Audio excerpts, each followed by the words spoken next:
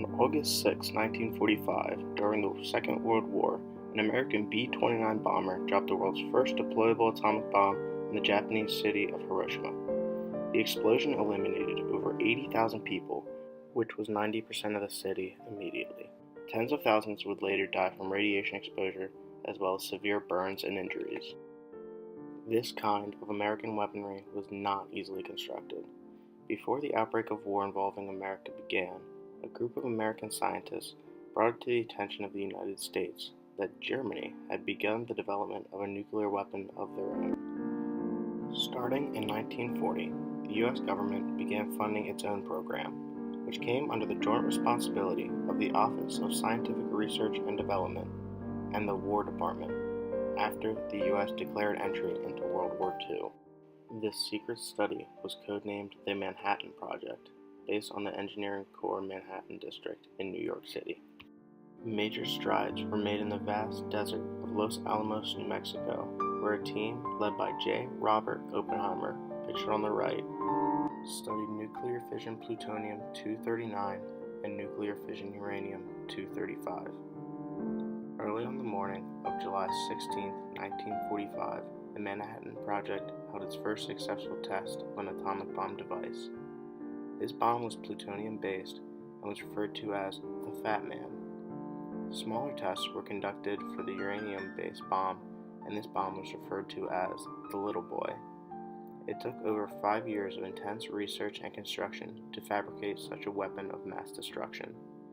With two functioning atomic bombs capable of incinerating whole cities, the United States knew the war was coming to an end. With the Allied powers of Great Britain, the United States, China, and the Soviet Union already defeated the Axis powerhouse, which was Germany, Japan was the only remaining enemy still involved in the war. They intended on fighting to the very end. In mid-July, Japanese forces inflicted Allied casualties totaling nearly half those suffered in 3 full years of war in the Pacific, proving that Japan had become even more deadly when faced with defeat. In late July 1945, the Allied powers demanded the surrender of the Axis power at the Potsdam Declaration, with the ultimatum of prompt and utter destruction. Hiroshima, a manufacturing center located roughly 500 miles from Tokyo, was selected as the first target. After arriving at the U.S. base on the Pacific island of Tinian, the more than 9,000-pound uranium T-35 bomb was loaded aboard a modified B-29 bomber christened Enola Gay. The plane dropped the bomb by parachute at 8:15 in the morning. The bomb exploded 2,000 feet above Hiroshima, and a blast equal to 12,000 to 15,000 tons of TNT. The blast destroyed 5 square miles of the city within seconds. However, Hiroshima's utter devastation failed to elicit immediate surrender from the Japanese.